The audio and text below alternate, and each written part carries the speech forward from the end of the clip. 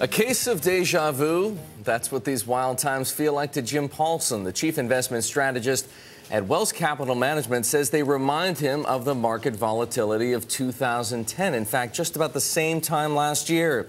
Jim helps oversee about $375 billion.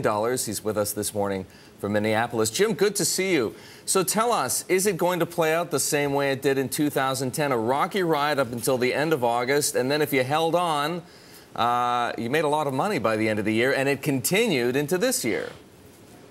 Well, let's hope so. It probably won't play out exactly like that. The markets don't probably do that, but it does feel a lot like the same thing we did last year, where we got into a 2010 softer patch in the economy.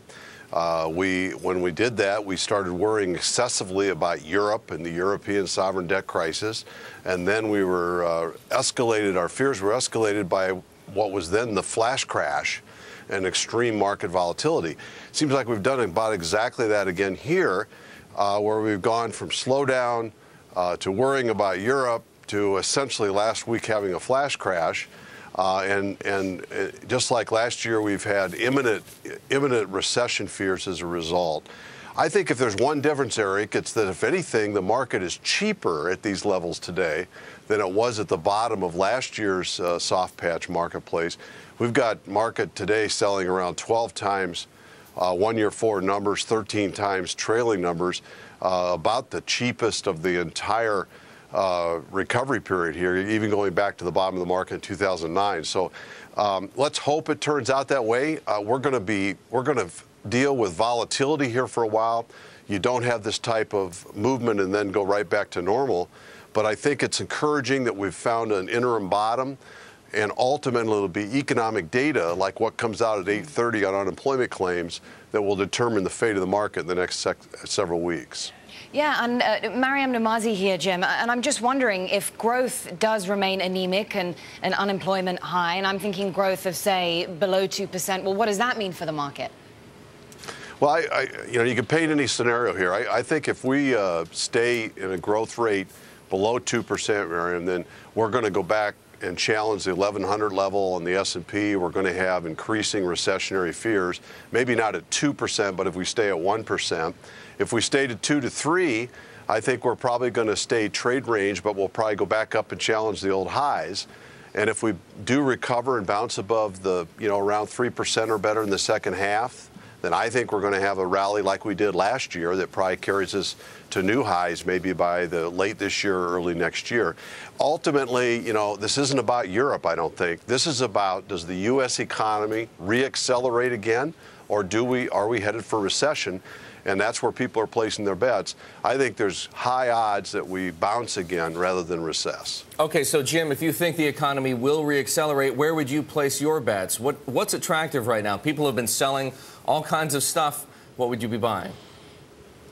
Well, I think I'd look at my portfolio and in every marketplace, stocks, bonds, commodities, you can see people running to safe havens. And I think dumping anything that has economic cyclicality, I'd take advantage of that by tilting in the portfolio. I would give away some of those safe havens, or at least lighten up on them in my portfolio. So within the equity portfolio, I'd let people have some of those consumer staples, those steady Eddie utility stocks, those steady Eddie healthcare growers, if that's what they want to bid up in price right now.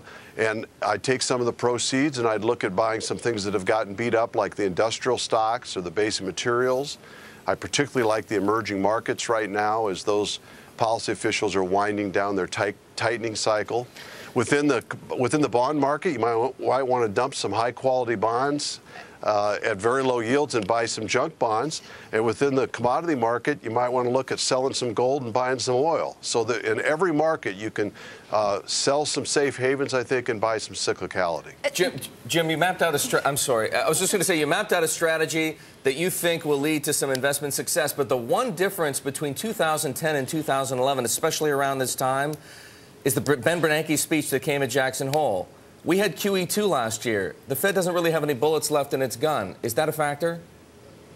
It could be a factor, no doubt, Erik. I like it. I hope, like heck, that the Federal Reserve stands tall and doesn't give in. One of the problems I think this market has had ever since TARP, going back to 2008, is it's gotten the market used to the fact that if we get in trouble, the policy officials are going to feed us with policy. I think that's a very dangerous and problematic precedent to set.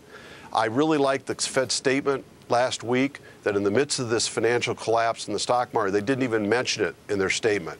And if they hold to this and don't come to the aid of this marketplace, it will be the first recovery in the stock market without a Fed intervention. And I think that would be a healthy development that would lead to increasing confidence that this market and this economy can stand on its own 2 feet.